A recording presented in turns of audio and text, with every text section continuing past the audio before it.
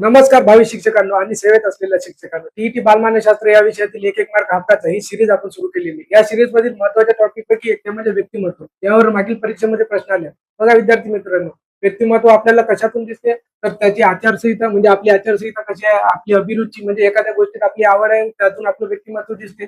छंद, दृष्टिकोन, आपला एखाद्या गोष्टीकडे बघण्याचा जो काही दृष्टिकोन आहे त्यातून आपलं व्यक्तिमत्व दिसत असते. प्रेरणा, आंतरप्रेरणा, बाह्य प्रेरणा यातून आपलं व्यक्तिमत्व दिसते. एखाद्या अभियोग्यता, प्रभाव, आपला एखाद्या गोष्टीवर कसा प्रभाव आहे यावरून सुद्धा आपल्याला व्यक्तिमत्व आपलं कळत असते. शरीराची रचना यावरून सुद्धा व्यक्तिमत्वाचा प्रभाव दिसतो आणि बौद्धिक पातळी यावरून सुद्धा व्यक्तिमत्वाचा प्रभाव दिसतो. व्यक्तिमत्वावर परिणाम करणारे घटक कोणते, तर अनुवंश, पालकाकडून येणारे जे काही संक्रमण आहे ते व्यक्तिमत्वावर परिणाम करतात. अंतःस्रावी ग्रंथी, अंतःस्रावी ग्रंथीवर आपण व्हिडिओ बनवलेला आहे. अंतःस्रावी ग्रंथीचे जे काही संप्रेरक आहेत ते जर कमी किंवा जास्त प्रमाणात स्त्रावले तर यामुळे आपल्या व्यक्तिमत्वावर परिणाम होतो.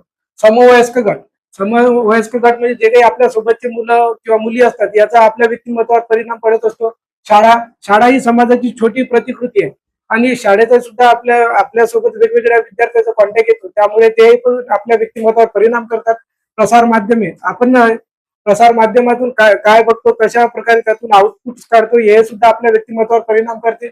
संस्कृती, संस्कृती हा मनोसामाजिक गट आहे, हे सुद्धा आपल्या व्यक्तिमत्वावर परिणाम करत असते. व्यक्तिमत्वाचे विकासाचे दृष्टिकोन, व्यक्तिमत्व विकासाचे दृष्टिकोन कोणते, मनोविश्लेषणात्मक दृष्टिकोन आहे, मानवतावादी दृष्टिकोन आहे, गुणतत्व दृष्टिकोन आणि वर्गतत्व दृष्टिकोन आणि सामाजिक बोधात्मक दृष्टिकोन. खरा प्रश्न याच्यावर आलेला आहे. व्यक्तिमत्वाच्या व्याख्या, हे टॅक्सलर यांची सामाजिक गोळ्याबेरीज हा शब्द लक्षात ठेवायचा. वर तुम्हाला व्याख्या दिसणार. नॉर्मन मन यांची आवडी निवडी अभिक्षमता हे त्यातले टॅगवर्ड आहे.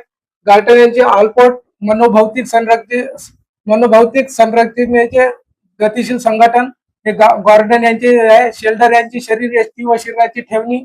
जी एक किंबल यांचे इतरांपासून वेगळेपण दाखवणारे गुण म्हणजे हे टॅगवर्ड यांचा आहे. जोन्स पोशाख, चालणे बोलणे कसे आहे हे जोन्स यांचं टॅगवर्ड आहे. वुडवर्ड यांचे जीवनविषयक तत्वज्ञान हे टॅगवर्ड आहे. व्यक्तिमत्वावर इतर माहिती जसं उपागम, वर्ग उपागम, गुणतत्व उपागम आणि विचारवादी उपागम हे आहे. स्वची जाणीव झाली तर व्यक्तिमत्व विकास अधिक प्रामाणिकपणे व चांगले कार्य करते.